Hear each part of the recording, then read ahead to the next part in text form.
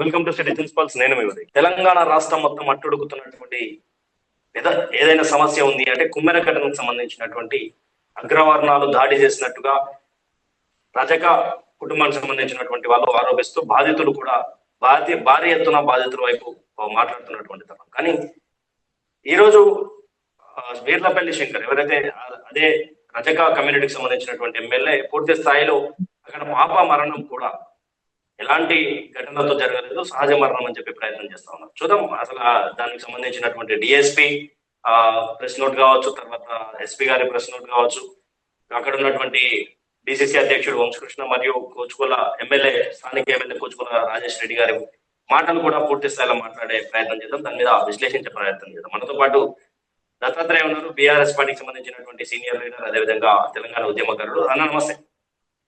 నమస్తే. అంటే మీరు కూడా బీఆర్ఎస్ సీనియర్ లీడర్ గా మరి తెలంగాణ ఉద్యమకారుడి కంటే ముందు మీరు కూడా అదే కమ్యూనిటీకి సంబంధించినటువంటి వ్యక్తి. ఎలా చూడొచ్చు అంటే మీ కమ్యూనిటీలో ఒకే ఒక ఎమ్మెల్యే ఉన్నారు, ఆయన ఈ రోజు సహజ మరణం అంటూ కూడా ఒక సర్టిఫికేట్ ఇచ్చే ప్రయత్నం చేస్తా ఉన్నారు. నమస్తే ఉదయ్ కిరణ్, మీకు మీ ఛానల్లో ప్రేక్షకులకు తర్వాత మీ యజమానానికి. ఇవాళ తెలంగాణ రాష్ట్రంలో అత్యంత హేయమైనటువంటి చర్య ఒకటి జరిగింది. నాగర్ కర్నూలు జిల్లాలో కుల ఆధిపత్యం కుండబద్దలు కొట్టినట్టుగా కనిపించింది. రెడ్డి సామాజిక వర్గానికి చెందినటువంటి ఆ ఊరు సర్పంచ్, కుమ్మెర గ్రామ సర్పంచ్ తుకారాం రెడ్డి, అక్కడ ఉన్నటువంటి కుమ్మెర మల్లన్న స్వామి టెంపుల్లో రజక సామాజిక వర్గానికి చెందినటువంటి చంద్రకళ అనేటువంటి మహిళ దర్శనానికి వెళ్తే 100 రూపాయలు ఇవ్వాలనేటువంటి కాడ ఈ పంచాయతీ స్టార్ట్ అయింది. ఈ పంచాయతీ స్టార్ట్ అయినప్పుడు ప్రశ్నించిన మహిళను కులం పేరుతోటి ప్లస్ చేయి చేసుకోవడం కూడా జరిగింది. మహిళ అనేటువంటి గౌరవం కూడా లేకుండా ఆ తుకారాం రెడ్డి అర్చకుడు అయినటువంటి శ్రీనివాస్ రెడ్డి, మధు రెడ్డి, తర్వాత రమేష్ రెడ్డి, లక్ష్మారెడ్డి అని ఒక 8 మంది రెడ్లు ఆ సంఘటనకు బాధ్యులైంది. అయితే ఈ సంఘటన జరగడానికి కారణం ఎవరు, సంఘటన యొక్క మూలాలు ఏంటి తెలుసుకొని మాట్లాడితే, స్థానికంగా ఉన్నటువంటి నాయకులు గాని ఎమ్మెల్యే గాని తెలుసుకొని మాట్లాడితే బాగుంటది. ఒకటి మాత్రం నేను చెప్తా ఉన్నా, షాద్నగర్ ఎమ్మెల్యేగా ఉన్నటువంటి వీర్లపల్లి శంకరయ్య, నువ్వు నిజంగానే రజక జాతి కడుపున పుట్టినవా, లేకపోతే రజక జాతిలో పుట్టుక మాత్రమే ఉండి రెడ్డి సామాజిక వర్గం నన్ను ఎమ్మెల్యే చేసింది కాబట్టి నేను రెడ్ల జాతికే వత్తాసు పలుకుతాను అంటా ఉన్నావా? ఇవాళ రేవంత్ రెడ్డి అనేటువంటి వ్యక్తి ముఖ్యమంత్రిగా ఉన్నప్పుడు ఒక బహిరంగ సభలో ఈ కులాన్ని బట్టి శంకరయ్య అనేటువంటి ఒక సాగల ఆయనకు బట్టలు ఉతికిట, ఆయనకు రోజు వాక్కు బట్టలు చెరువుకు బట్టలు ఉతుకునేట ఆయన నేను ఎమ్మెల్యేని చేసిన అని అన్నాడు. అరే నీ కులాన్ని బహిర్గతంగానే రేవంత్ రెడ్డి సర్టిఫికేట్ ఇస్తున్నాడు, నువ్వు శాఖలోనివని, నువ్వు బట్టలు ఉతికే కులానికి చెందినటువంటి నాయకుడివని, నువ్వు ఎంత జనరల్ గా మిగతా వాళ్ళు ఉట్టేసి ఎన్నుకున్నా కూడా నీ కులం అక్కడ బట్టబయలైంది. అదే నీ కులానికి సంబంధించినటువంటి ఒక ఆడపిల్ల 2 నెలల పసికందు చనిపోతే, అది కూడా అగ్రవర్ణాలకు చెందినటువంటి ఒక శ్రీనివాస్ రెడ్డి అనేటువంటి, మధురెడ్డి అనేటువంటి వ్యక్తులు కాళ్ళతో తన్ని తొక్కి చంపితే నీకు ఇంత కనికరం లేకుండా నిజాలు నువ్వే ఇన్వెస్టిగేషన్ ఆఫీసర్ అయినట్టుగా, నువ్వే ఆ సంఘటన జరిగినప్పుడు ప్రత్యక్ష సాక్ష్యమై చూసినట్టుగా అక్కడ ఉండి ఇగో ఇది వాస్తవం ఇది అవాస్తవం అని మాట్లాడుతున్నట్టుగా ఎన్ని రోజులు నువ్వు ఈ రెడ్లకు తొత్తుగా మారుతావు నాకు అర్థం కాదు. ఇవాళ రాజేష్ రెడ్డి అనేటువంటి ఆయన, పుష్కుంట రాజేష్ రెడ్డి అనేటి ఆయన ఏమిస్తే నువ్వు ఇవాళ ఈ మాట మాట్లాడుతున్నావు? దీని వెనకాల నీకు ఉన్నటువంటి లోపాయకారు ఒప్పందం ఏంటి? తెలంగాణ సమాజం మొత్తం, యావత్ భారతదేశం మొత్తం ఆ సంఘటనని సోషల్ మీడియాలో, మెయిన్ స్ట్రీమ్ మీడియాలో మాట్లాడుతుంటే ప్రతిపక్ష నాయకులు, ప్రజా సంఘాల నాయకులు, విద్యార్థి నాయకులు, కుల సంఘాల నాయకులు అక్కడికి వెళ్ళి ఆ అన్యాయం జరిగింది, ఆ పాపకు అన్యాయం జరిగింది, ఆ పాపకు సంబంధించిన కుటుంబానికి అన్యాయం జరిగింది, వాళ్ళ మీద కేసులు పెట్టాలని చెప్పేసి వాళ్ళని జైలుకు పంపాలని చెప్పి పోరాటం చేస్తుంటే నేను పోయొచ్చినా, నేను కుమ్మరిని చూసి వచ్చినా, నేను మాట్లాడుతున్నా. నాకు తెలిసిన వాస్తవ విషయం ఏంటంటే నేను చెప్తున్నదే నిజం. ఆ పాపకు సంబంధం లేదు, ఆ పాప అనారోగ్యంతో చనిపోయింది, ఈ సంఘటనలో గాయం కాలేదని చెప్పి సర్టిఫికెట్ ఇస్తా ఉన్నావు. నువ్వేమైనా డాక్టర్ వానే శంకర? నాకు అర్థంగా. నువ్వు ఆమె ఏమైనా పోస్ట్ మార్టం రిపోర్ట్ తీసుకున్నావా? నువ్వేమైనా ఇన్వెస్టిగేషన్ ఆఫీసర్ వా? పోలీస్ సంస్థలు ఉన్నాయి, దానికి ఒక ప్రత్యేకమైనటువంటి వ్యవస్థ ఉంది. నువ్వు కూసుకుంట్ల దామోదర్ రెడ్డి ఎమ్మెల్సీ గారి కొడుకు, స్థానిక ఎమ్మెల్యే కూసుకుంట్ల రాజేష్ రెడ్డి ఆ తుకారాం రెడ్డిని, ఆ శ్రీనివాస్ రెడ్డిని, ఆ మధు రెడ్డిని ఆయన క్యాంప్ ఆఫీస్ లో పెట్టి కాపాడుతుంటే బాధితులకు న్యాయం జరగాలని చెప్పి మాట్లాడాల్సిన వాడివి, బాధిత వర్గం నీ సామాజిక వర్గానికి చెందినోళ్ళు, నీ కులానికి చెందినోళ్ళు, వాళ్ళ తరపున నిలబడి వాళ్ళకు మద్దతు తెలియజేయాల్సినటువంటి వ్యక్తివి ఎవరి మోచేతు నీళ్ళు తాగుతున్నావు? ఎవరికి మద్దతు తెలుపుతున్నావు? ఎవరిని వెనుకేసుకొస్తున్నావు? చట్టం ముందర నువ్వు ఎవరికి శిక్ష పడాలని మాట్లాడుతున్నావు? నాకు అర్థం కాదు. ఆ పసిపాప ప్రాణం పోయిన పసిపాప ప్రాణానికైనా గౌరవం ఇచ్చి మాట్లాడు. ఆ పసిపాప అంటే ఏం తప్పు చేసిందయ్యా? అంటే రజక కమ్యూనిటీకి సంబంధించినటువంటి ఇలా పేరు మోసినటువంటి నాయకులు కావచ్చు, కొంతమంది అంటే పేరు కొంతమంది ఉంటారు. బసవరాజ్ సారయ్య కావచ్చు, షాద్నగర్ సంబంధించినటువంటి ఎమ్మెల్యే కావచ్చు. ఏ విధంగా మరి షాద్నగర్ ఎమ్మెల్యే 21వ తారీఖు ఘటన జరిగితే ఈ రోజు వచ్చి సర్టిఫికేట్ ఇవ్వడంపై కూడా కొంత రజకు సంబంధించిన కమ్యూనిటీకి సంబంధించినటువంటి వాళ్ళు జర కాలు దూతా ఉన్నారు. అంటే ఎలా చూడొచ్చు అంటే ఇప్పుడు పూర్తి స్థాయిలో రెడ్లకు షాద్నగర్ ఎమ్మెల్యే అమ్ముడు పోయినట్టు అనుకోవచ్చా? ఒక షాద్నగర్ ఎమ్మెల్యే మాత్రమే కాదు, ఇక్కడ ఉన్నటువంటి ఎమ్మెల్సీ బసవరాజు సారయ్య గారు కూడా ఇదే సామాజిక వర్గం నుంచి ప్రాతినిధ్యం వహిస్తా ఉన్నారు. ఆయన నేను ప్రత్యేకంగా తీసుకుని కూర్చోబెట్టలే. ఆయన కూడా బసవరాజు సారయ్య, వీర్లపల్లి శంకరయ్య ఇద్దరు కూడా రజక కులం, చాకలి కులం పేరు చెప్పి పదవులు తెచ్చుకొని వాళ్ళ పదవులు అనుభవిస్తున్నారు. మేము ఆ కులానికి ప్రతినిధులం అని చెప్తేనే ఆ రేవంత్ రెడ్డి అనేట ఆయన కానీ ఆ కాంగ్రెస్ పార్టీ నాయకులు వాళ్ళకు ఆ పదవులు ఇచ్చారు. ఇప్పుడు ఆ పదవులని కాపాడుకోవడం కోసం వీళ్ళ పెదవులు మూసుకుంటున్నారు. ఎందుకు మూసుకుంటున్నారు అంటే, నేనేమన్నా రేవంత్ రెడ్డి కులానికి చెందినటువంటి ఆ కూసుకుంట్ల దామోదర్ రెడ్డి చుట్టాలైనటువంటి ఆ కుమ్మేర గ్రామానికి చెందినటువంటి సర్పంచ్ తుకారాం రెడ్డిని కానీ, లేకపోతే శ్రీనివాస్ రెడ్డిని కానీ, మధురెడ్డిని కానీ నేను పల్లెత్తి ఏమన్నా మాట అంటే నా పదవి ఊడిపోతుందేమో, తుస్సుమని నా పదవి ఊడిపోతుందేమో, నెక్స్ట్ మళ్ళీ నాకు ఎమ్మెల్యే టికెట్ ఇస్తాడో ఇవ్వడో అని చెప్పేసి శంకరయ్య, నెక్స్ట్ మళ్ళీ నాకు ఏదైనా గిమ్మెల్సో ఇస్తాడో ఇవ్వడో అని చెప్పేసి బసవరాజు సారయ్య ఇవాళ వాళ్ళ నోట్లకు తాళం వేసుకున్నారు. అందుకే నేనేమంటున్నా అంటే, ఓడ దాటిదాకా ఓడ మల్లన్న, ఓడ దాటిన తర్వాత బోడి మల్లన్న లెక్క వీరు కులాన్ని వాడుకొని కులం పేరు చెప్పుకొని ఇవాళ లీడర్లుగా ఎదిగి ఆ జాతి నుంచి ప్రాతినిధ్యం వహిస్తున్నామని చెప్పి అనేక సందర్భాల్లో అనేక వేదికల్లో నేను ఈ జాతి బిడ్డనని చెప్పుకొని, ముఖ్యమంత్రి సైతం మీరు సాకలోళ్ళు రబ్బాయి, మీరు బట్టలు ఉతికేటోళ్ళు రబ్బాయి, అందుకే నీకు టికెట్ ఇచ్చిన అని చెప్పేసి శంకరయ్యని పదే అంటా ఉన్నా కూడా వాళ్ళ ఆ జాతికి అన్యాయం జరిగితే మాట్లాడకపోవడం అనేటువంటిది దేనికి సంకేతం? ఈ కులంలో ఉన్నటువంటి మిగతా కుల సంఘాల నాయకులు గాని, ఈ జాతి కోసం పనిచేస్తున్నటువంటి మేధావులు గాని ఆలోచించాల్సిన అవసరం ఏమంటే, బసవరాజు సారయ్యని, వీర్లపల్లి శంకరయ్యను ఇద్దరిని కూడా ఈ రజక జాతి నుంచి బహిష్కరించాల్సినటువంటి అవసరం ఉన్నది. వాళ్ళకి కుల బహిష్కరణ చేయాల్సిన అవసరం ఉన్నది. ఈ కులం నుంచే ఎదికి పైకొచ్చి ఈ కులాన్ని వాడుకొని రాజకీయంగా ఈ కులంని చెప్పుకొని పదవులు అనుభవించి ఇవాళ ఇంత పెద్ద సంఘటన జరిగితే పెదవులు మూస్తున్నారంటే, ఆ కుటుంబానికి అన్యాయం జరిగిందని చెప్పి తెలంగాణ రాష్ట్రం మొత్తం, యావత్ దేశం మొత్తం కుల సంఘాలు, ప్రజా సంఘాలు అన్ని కూడా కూస్తా ఉంటే, పోలీస్ ఆఫీసర్ లాగా వీర్లపల్లి శంకరయ్యని నేను ఇన్వెస్టిగేషన్ చేసిన, నేను నిజ నిర్ధారణ చెప్తున్నా, ఆ పాప చావుకు ఆ సంఘటనకు సంబంధం లేదు, ఆమె అనారోగ్యంతో చనిపోయిందని కితాబిస్తా ఉన్నాడు. నువ్వు ఏం మాట్లాడుతున్నావు నీకు అర్థమవుతుందా? వీర్లపల్లి శంకరయ్య ఓ ప్రజానాయకుడిగా. దత్తాత్రేయ గారు, ఇక్కడ పూర్తి స్థాయిలో వీర్లపల్లి శంకర్ కావచ్చు వీళ్ళంతా. అయితే వీర్లపల్లి శంకర్ మాట్లాడుతూ డిఎస్పీని శాసించేస్తారని ఆ రోజు మీరు డిఎస్పీ కార్యాలయంలో మీరు కూడా ఉన్నందుకు మీకు ఈ ప్రశ్నలు అడుగుతా ఉన్నాం. డిఎస్పీ కార్యాలయంలో మీరు డిఎస్పీ గారిని భయపెట్టే ప్రయత్నం చేసిరా, లేకపోతే నిజ నిర్ధారణ జరగాలని చెప్పారు? ఎందుకంటే వీర్లపల్లి శంకర్ కామెంట్ చేస్తుంది ఏంటంటే, ఒక ఆయన వచ్చిండు ఏం అంటే దాదాపు ఆయన పేరు తిన్మార్ మల్లన్న, ఇద్దరు కలిసి ఆయన వచ్చి డిఎస్పీని శాసించబోయిండు. డిఎస్పీ నువ్వు ఒక జాతికి నాయకుడు అయితే ఇట్లా ప్రవర్తిస్తావా, ఒక జాతిని అభివృద్ధి చేయాలంటే ఇట్లా ప్రవర్తిస్తావా అంటే, ఆ రోజు సంఘటనలో డిఎస్పీ కార్యాలయంలో మీరున్నారు. అంటే వీర్లపల్లి శంకర్ చెప్పినట్టు డిఎస్పీ గారిని భయపెట్టే ప్రయత్నం చేసిరా? మీరు అంటున్నట్టుగా వాస్తవానికి ఈ సంఘటనని ఇది 18వ తారీఖు, ఫిబ్రవరి 18వ తారీఖు నాడు జరిగితే 21వ తారీఖు నాడు వెలుగులోకి రావడానికి కారణం ఎవరు అంటే, విశారదన్ మహారాజు అనేటువంటి ఒక ప్రజానాయకుడు ఈ సంఘటనని ప్రజల ముందుకు తీసుకొచ్చిండు. వాస్తవానికి సంఘటన జరిగిన తర్వాత ఇప్పుడు ఎవరైతే రజక సామాజిక వర్గానికి చెందినటువంటి గణేష్ అనేటువంటి వ్యక్తి యొక్క భార్య పేరు మౌనిక, తను దళిత సామాజిక వర్గానికి చెందినటువంటి మహిళ. ఆ మహిళకు సంబంధించినటువంటి కొంతమంది వ్యక్తులు విశారదన్ మహారాజ్ దృష్టికి ఈ సంఘటన జరిగింది, ఇట్లా కొట్టిండ్రు, కొడితే పాప గాయపడినటువంటి పాపను ఆసుపత్రికి తీసుకపోతే 2 రోజుల తర్వాత పాప చనిపోయింది. ఇక చనిపోయిన పాపకు న్యాయం చేయమని చెప్పేసి అడగడానికి కూడా వాళ్ళు అక్కడ ఉన్నటువంటి ఆ రెడ్డి సామాజిక వర్గానికి చెందిన తుకారాం రెడ్డి సర్పంచ్ కావచ్చు, మిగతా నాయకులందరూ కూడా బెదిరిస్తున్నారు.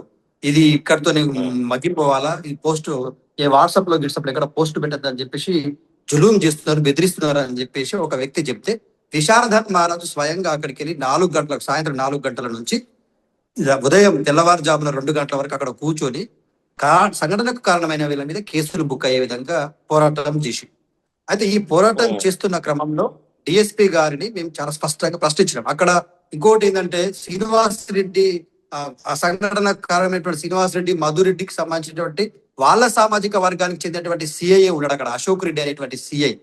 హుటాహుటిన మేము తెల్లవారుజామున మేము 21వ తారీఖు నాడు తెల్లవారుజామున 11 గంటలకు ప్రజా సంఘాల నాయకులుగా, కుల సంఘాల నాయకులుగా, ప్రతిపక్ష పార్టీకి సంబంధించిన నాయకులుగా ఈ నా సామాజిక వర్గానికి, నా జాతికి చెందినటువంటి మహిళకు కుటుంబానికి అన్యాయం జరిగిందని నేను కూడా ప్రజా నాయకుడిగా అక్కడికి వెళ్ళి డిఎస్పి శ్రీనివాస్ గారిని మేము ప్రశ్నించినాం.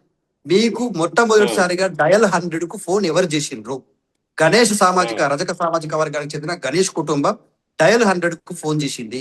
మరి డయల్ 100 కు చేసినటువంటి కుటుంబంకు అక్కడ అన్యాయం జరిగింది, వాళ్ళని కొట్టిండ్రు అని చెప్పి వాళ్ళు కదా మీకు కంప్లైంట్ ఇచ్చారు. మొదట వాళ్ళ కంప్లైంట్ తీసుకోకుండా ఆ తోపులాటలో శ్రీనివాస్ రెడ్డి అనేటువంటి వ్యక్తి కొంచెం తలకు గాయమై కొంచెం రక్తం కనిపించేసరికి ఆ వ్యక్తి ఇచ్చినటువంటి కేసుని రిజిస్ట్రేషన్ చేసి ఉల్టా బాధితుల పైన కేసు బుక్ చేసినావు. ఎట్లా, ఇదెక్కడి న్యాయం, ఇదెక్కడి చట్టం అని చెప్పేసి మేము ప్రశ్నించినాం. విశారదన్ మహారాజు పోరాటం చేస్తే బుక్ అయిన కేసులో కూడా అటెంప్ట్ మర్డర్ కేసు పెట్టినాం. ఇక్కడ పాప చనిపోయింది కదా, దాన్ని అటెంప్ట్ మర్డర్ నుంచి మర్డర్ కేసుగా మార్చు 102గా కన్వర్ట్ చేయమని చెప్పి డిమాండ్ చేస్తే కుదరదు మేము అని చెప్పారు. ఇంకొక విచిత్రమైన సంఘటన ఏం జరిగిందంటే, బాధితులు కేసు పెట్టమని చెప్పి కంప్లైంట్ ఇస్తే బాధితులు కోర్టుకు పంపించారు, కోర్టు పర్మిషన్ కోసం. రజకుడు అయినటువంటి గణేష్ కుటుంబం ఇచ్చిన కంప్లైంట్ ని కోర్టు పర్మిషన్ కోసం కోర్టుకు పంపారు. కోర్టు పర్మిషన్ ఇస్తే కేసు బుక్ చేస్తారట ఈ అంతకుల మీద, లేకపోతే చేయరట. కానీ అంతకులు ఇచ్చినటువంటి కేసుని మాత్రం రిజిస్ట్రేషన్ చేసి గణేష్ మీద, గణేష్ భార్య మీద, గణేష్ తల్లి మీద, గణేష్ అక్కజనుల మీద కేసులు పెట్టారు. అంటే ఇది ఎక్కడ దుర్మార్గమైన చర్య అని చెప్పి మేము డిఎస్పీని అడిగితే, ఈ తలా తోక తెలియకుండా ఏది పడుతుంది మాట్లాడుతున్నటువంటి వీర్లపల్లి శంకరయ్య, ఎవరి ప్రయోజనాల కోసం మాట్లాడుతున్నావు నువ్వు? ఎవరి బాగోగుల కోసం నువ్వు మాట్లాడుతున్నావు? నువ్వు సమాధానం చెప్పాల్సిన అవసరం ఉంది. వీర్లపల్లి శంకరయ్య ముమ్మాటికి రజక జాతికి ద్రోహిగా మిగిలిపోతావు. నువ్వు రజక జాతి ద్రోహిగా నేను ప్రకటిస్తున్నావు. నువ్వు అలా ఈ రజక జాతిని వాడుకొని అందలమెక్కి పదవులు అనుభవిస్తూ పెదవులు మూసుకొని ఆ వర్గానికి చెందినటువంటి వ్యక్తులకు అన్యాయం జరిగితే మాట్లాడకుండా ఎవరైతే అన్యాయం చేసిండ్రో వాళ్ళని వెనుకేసుకొస్తున్నాం. వాళ్ళకు వత్తాసు పలుకుతున్నావు, వాళ్ళ పాట పాడుతున్నావు. ఇది ముమ్మాటికి దుర్మార్గమైనటువంటి చర్యగా భావిస్తా ఉన్నాం. ఖచ్చితంగా ఈ సంఘటనకు సంబంధించినటువంటి నువ్వు ఎమ్మెల్యేగా ఎవరైనాగా నిష్పక్షపాతంగా విచారణ జరపాలని మీ ద్వారా డిమాండ్ చేస్తాం. అంటే రజక కమ్యూనిటీకి సంబంధించినటువంటి సంఘాలు ఉంటాయి, దానికి రాష్ట్ర అధ్యక్షులు ఉంటారు. ఇప్పుడు ఈ మధ్య కాలంలో జాతీయ అఖిల భారత రజక సంఘం అని వివిధ రకాలుగా జాతీయ అధ్యక్షులుగా రోజుకొకరు పుట్టుకొస్తున్నటువంటి వీళ్ళంతా కూడా మరి దీని ఈ ఘటన మీద ఏమైనా మాట్లాడే ప్రయత్నం చేస్తా ఉన్నారా? ఇప్పుడు నేను ఏమంటున్నా ఉదయకిరణ్ గారు, రజక జాతి అనేటువంటిది ఇప్పుడు ఏమైపోయిందంటే ఉసిరికాయల మూటలాగా అయిపోయింది. 11 సంఘాలు పెట్టుకొని 11 మంది మేము రాష్ట్ర అధ్యక్షులం అని చెప్పుకొని, అందులో కొంతమంది రాష్ట్ర అధ్యక్షులు ఎక్కువ అయిపోయారు, నేను జాతీయ అధ్యక్షులు అని చెప్పుకుంటే నాకు ఎక్కువ పేరు వస్తుంది, ఎక్కువ పైసలు. ఇప్పుడు ఈ సంఘాలన్నీ కూడా పైసల కోసం పనిచేస్తున్నాయి తప్ప సంఘాలు ప్రజా సంఘాలుగా మిగిలిపోతలేవు, ప్రజలకు పనిచేస్తలేవు, జాతికి పనిచేస్తలేవు, కులానికి పనిచేస్తలేవు. అదే మాకు బాధ అవుతా ఉన్నాం. ఇప్పుడు నువ్వు ఒక కుల సంఘం నాయకుడు అని చెప్పుకున్నప్పుడు ఇంత పెద్ద సంఘటన జరిగితే ఏ ఒక్క కుల సంఘం నాయకుడు, రజక సంఘానికి చెందిన ఏ ఒక్క రాష్ట్ర అధ్యక్షుడు ఈ ఇష్యూని అడ్రస్ చేయడానికి అక్కడికి వెళ్ళట్లేరు? మరి సమిష్టిగా కలిసి అందరూ కలిసిపోయి ఈ సమస్య పైన పోరాటం చేస్తున్నారు. విశారదన్ మహారాజ్ ఎందుకు పోరాటం చేస్తున్నాడు? తీర్మారు మల్లన్న ఎందుకు చేస్తున్నాడు? ఎల్చర్ల దత్తాత్రేయ ఎందుకు చేస్తున్నారు? మిగతా నాయకులు ఎందుకు చేస్తున్నారు? వాళ్ళు చేస్తున్న పోరాటం మీరే పోయి అక్కడ కూర్చొని మాట్లాడి రావడం కాదు. ఈ సంఘటన మీ జాతికి జరిగింది. మీ జాతికి సంబంధించినటువంటి ఒక పసిపాప, 2 నెలల పసిపాపను తొక్కి చంపింది. మీరు అందరు ఐక్యం కావాల్సిన అవసరం ఉంది. కానీ ఒక్కొక్కడు ఒక్కొక్క పార్టీకి అటాచ్ అయిపోయి ఆ పార్టీల పాటలు పాడుతూ సంఘటన వాస్తవ విషయాలని పరిజ్ఞానంలోకి తీసుకోకుండా ఏ పార్టీకి అనుకూలంగా ఆ పార్టీ మాటలు మాట్లాడడం కరెక్ట్ కాదు. ఇది ఇవాళ జాతికి అన్యాయం చేసిన వాళ్ళే అవుతారు, మీరు కూడా రేపు పొద్దున అన్యాయం చేసుకున్న వాళ్ళే అవుతారు. కాబట్టి ఇవాళ రాష్ట్ర అధ్యక్షులుగా ఎవరైతే కొనసాగుతా ఉన్నారో ఇంతమంది రాష్ట్ర అధ్యక్షులు కొనసాగడానికి అవసరం లేదు. ఇప్పుడు ఆధిపత్య కులాలు, అగ్రవర్ణ కులాలు ఒకరిని అధ్యక్షునిగా ప్రకటించుకుంటారు. వారి ఆధ్వర్యంలో సంఘానికి సంబంధించి, కులానికి సంబంధించిన డిమాండ్స్ పెడతారు, వాళ్ళ సమస్యలు పరిష్కరించుకుంటారు. మీరు 10 మంది, 10 సంఘాలు, 10 అధ్యక్షులు పెట్టుకుంటే మీ సమస్యలు ఇప్పుడు పరిష్కారం అయితే మీ జాతికి ఎప్పుడు న్యాయం జరుగుతుంది అనేటువంటి విషయాన్ని కూడా ఆలోచించాల్సిన అవసరం ఉంది. రాష్ట్ర అధ్యక్షులని, జాతీయ అధ్యక్షులని చెప్పుకున్న వాళ్ళకు కూడా నేను ఒక హెచ్చరిక జారీ చేస్తా ఉన్నా. ఇంకోసారి మీరు ఇట్లా కులం పేరు పెట్టుకొని కులానికి అన్యాయం జరిగినప్పుడు మాత్రం కనిపించరు, కులానికి సంబంధించి కులం పేరు చెప్పుకొని మాత్రం మీ పుట్ట పోసుకుంటారు, మీరు బాగుపడతారు, మీరు పైసలు వసూలు చేసుకుంటారు. ఇది దుర్మార్గమైనటువంటి చర్య. ఇట్లాంటి చర్యకి ఎవరైనా పాల్పడితే రజక జాతి నాయకులు, రజక కులానికి చెందినటువంటి వ్యక్తులే వాళ్ళని తరిమి కొట్టాల్సిందిగా నేను విజ్ఞప్తి చేస్తాను, డిమాండ్ చేస్తాను. ఫైనల్ గా అంటే ఇప్పుడు ఈ పాప ఇష్యూతో పాటు మరికొన్ని సంఘటనలు తెలంగాణ రాష్ట్రం జరుగుతుంది. మరి ముఖ్యంగా మీ రజక జాతికి సంబంధించినటువంటి భవిష్యత్తు కార్యాచరణ ఎలా ఉండబోతుంది? తెలంగాణ రాష్ట్ర వ్యాప్తంగా జరుగుతున్నటువంటి కుంచుగిత్తలు గాని, తెలంగాణ రాష్ట్రంలో పేరు మీద హైదరాబాద్ లో కుంచుగిత్తలు గాని, తెలంగాణ రాష్ట్రం అనేటువంటిది ఇవాళ కాంగ్రెస్ పార్టీ అధికారంలోకి వచ్చిన తర్వాత ప్రజా సమస్యలు పక్కకు పోయినాయి. భూ పంపకాలు, వ్యాపారాల పంపకాలు, ఆస్తుల పంపకాలు, పర్సంటేజీల పంపకాల వ్యవహారం జరుగుతా ఉంది. ప్రజలు ఖచ్చితంగా ఇవాళ తెలంగాణ రాష్ట్రంలో ప్రజలందరూ ఏడుస్తా ఉన్నారండి. రైతు బంధు లేదని చెప్పి రైతులు ఏడుస్తున్నారు. మహిళలకు ఇచ్చినటువంటి హామీలు లేవని చెప్పి మహిళలు ఏడుస్తున్నారు. వృద్ధులకు ఇచ్చినటువంటి పెన్షన్లు ఆగిపోయిన వృద్ధులు ఇంతలాగా ఏడుస్తున్నారు. ఇవాళ గూడు కట్టుకున్నటువంటి పేద వర్గాలు మాకు గూడు కూలిపోయిందని చెప్పేసి ఖమ్మంలో వాళ్ళు ఏడుస్తా ఉన్నారు. హైదరాబాద్ పేరు మీద ఈ పేద వర్గాలు ఏడుస్తా ఉన్నాయి. మహాత్మా గాంధీ విగ్రహం కడతామని చెప్పేసి ఆ విగ్రహం పేరు మీద దాదాపుగా 300 కుటుంబాలను గిరిపాలు చేస్తా ఉన్నారు. మహాత్మా గాంధీ అనేటువంటి వ్యక్తి గాంధీయవాదంలో ఎప్పుడు కూడా నా విగ్రహం పేద వర్గాలను గూడు లేని చేసి వాళ్ళ గుడిసెలను బోలగొట్టమని చెప్పలే గాంధీ. ఇది గాంధీయవాదం కాదు, ఇది గాంధీయ తత్వం కాదు. ఇది ఖచ్చితంగా రేవంత్ రెడ్డి అనేటువంటి వ్యక్తి కొత్తగా నాంది పలికిండు. ఇది భూమి కేంద్రంగానే, వ్యాపారాల కేంద్రంగానే, డబ్బు కేంద్రంగానే రాజకీయాలు చేస్తా ఉన్నాడు. ప్రజలు తిరుగుబాటు చేయకపోతే ఇట్లాంటి ఆగడాలు కొనసాగుతూనే ఉంటాయి. ప్రజలు తిరుగుబాటు చేయాలని, ప్రజలు సమిష్టిగా కలిసి పోరాడాలని, ప్రభుత్వం పైన తిరుగుబాటు జెండా ఎగరేయాలని మీ ద్వారా నేను డిమాండ్ చేస్తాను, విజ్ఞప్తి చేస్తాను. మీ రజక కమ్యూనిటీకి సంబంధించి భవిష్యత్ ఎలా ఉండబోతుంది అనేది మేము ఒకటే విజ్ఞప్తి చేస్తా ఉన్నాం. అంటే రజక జాతిలో ఉన్నటువంటి కొంతమంది మేధావులు కానీ, యూనివర్సిటీలో చదువుతున్నటువంటి, యూనివర్సిటీలో రీసెర్చ్ చేస్తున్నటువంటి పిహెచ్డి స్కాలర్స్ కానీ, పీజీ స్కాలర్స్ కానీ, మీరు అందరూ కూడా కలిసి చదువుకున్న వాళ్ళందరూ ఒక దగ్గర సమావేశమై మీ జాతి నుంచి రాజకీయంగా ప్రాతినిధ్యం వహిస్తున్న సర్పంచులు కానీ, ఎంపీటీసులు కానీ, జెడ్పీటీసులు కానీ, వివిధ హోదాల్లో ఉన్నటువంటి రాజకీయ ప్రతినిధులు పార్టీలకు అతీతంగా ఏకమై ఒకే సంఘాన్ని ప్రకటించుకోవాలా. అట్లా ప్రకటించుకున్న తర్వాత ఆ సంఘం అధ్యక్షుడి ఆధ్వర్యంలోనే ప్రతి కార్యక్రమం జరగాల. మిగతా అగ్రవర్ణాల ఆధిపత్య కులాలు ఏ విధంగానైతే ఒక అధ్యక్షుడు ప్రకటించుకొని వాళ్ళ సమస్యలు, వాళ్ళ డిమాండ్ నెరవేర్చుకుంటారో అదే స్థాయిలో ఈ కులానికి చెందినటువంటి సమస్యలన్నీ కూడా పరిష్కారం కావాలా. మహిళల పైన దాడులు జరిగిన, కులం వృత్తి చేసుకునేటువంటి వాళ్ళపైన దాడులు జరుగుతూ ఉన్నాయి. ఊర్లలో గ్రామ బహిష్కరణలు జరుగుతూ ఉన్నాయి. పోషమ్మ గుడి కాడ బోనం ఎత్తలేదని గ్రామ బహిష్కరణలు జరుగుతూ ఉన్నాయి. ఊర్లలో కులం పేరు మీద తిడుతా ఉన్నారు. సాకలోడ ఇట్రారా అట్రోడ తిడుతా ఉన్నారు. ఆడపిల్లలు ఒంటరిగా ఉంటే వాళ్ళ మీద హత్యాయత్నాలు జరుగుతా ఉన్నాయి, మానభంగాలు జరుగుతా ఉన్నాయి. సో వీటన్నింటిపైన కలెక్టివ్ గా కలిసి ఒక సంఘంగా పోరాటం చేస్తే, యూనిటీగా ఉంటేనే సమస్యలు పరిష్కారం అవుతాయి. కాబట్టి త్వరలోనే ఉస్మానియా యూనివర్సిటీ వేదికగా ఒక సమావేశం ఏర్పాటు చేయబోతా ఉన్నాం. ఆ సమావేశంలో ఒకే సంఘంగా ప్రకటించి అందరం ఆ సంఘం కిందనే పనిచేయడానికి చొరవ తీసుకోబోతాం. రైట్ థ్యాంక్ యూ దత్తాత్రేయ గారు.